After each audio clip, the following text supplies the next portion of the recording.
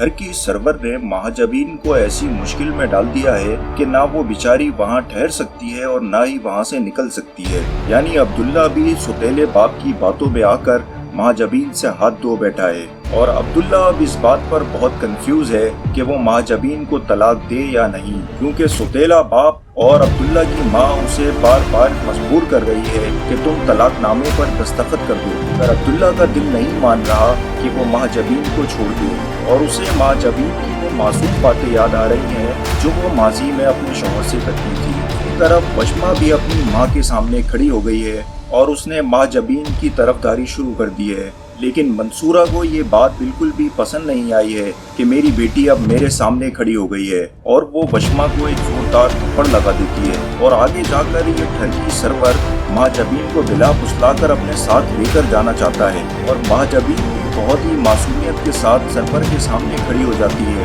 अब्दुल्ला ने महाजबीन को छोड़कर इतनी बड़ी गलती नहीं की है जितनी बड़ी गलती वो शानजे को अपना कर करेगा, क्योंकि महाजबीन तो एक बहुत भोली भाली लड़की थी, मगर शानजे ने तो अब्दुल्ला को अपना गुलाम बना लिया है और आगे जाकर अब्दुल्ला इस बात पर बहुत पछताएगा कि मैंने महाजबीन को छोड़कर बहुत बड़ी गलती कर दी। और दूसरी तरफ सर्वर ने कारोबार में जितनी भी करप्शन की थी उसका सारा इल्जाम उसने मुंशी जी पर डाल दिया है और अब वो मुंशी जी के कार्ड को इस्तेमाल करके महाजबीन को हासिल करना चाहता है, लेकिन उसका ये मंसूबा कभी भी कामयाब नहीं होगा क्योंकि उसके रास्ते में वशमा मौजूद होगी और अब ये टर्की सर्वर उसको भी रास्ते से हटाने की पूरी कोशिश करेगा और वशमा को रास्ते से हटाने के लिए वो किसी भी हद तक जाएगा, क्योंकि उसको पता है कि अब वशमा को अपने रास्ते से हटाना उसके लिए बहुत जरूरी हो गया है। अब्दुल्ला को तो वो एक बेवकूफ लड़के से ज्यादा कुछ नहीं समझता, जबकि मंसूरा को भी उसने अपनी मुट्ठी में कर रखा है। लेकिन जब आगे जाकर इन दोनों माँ बेटे को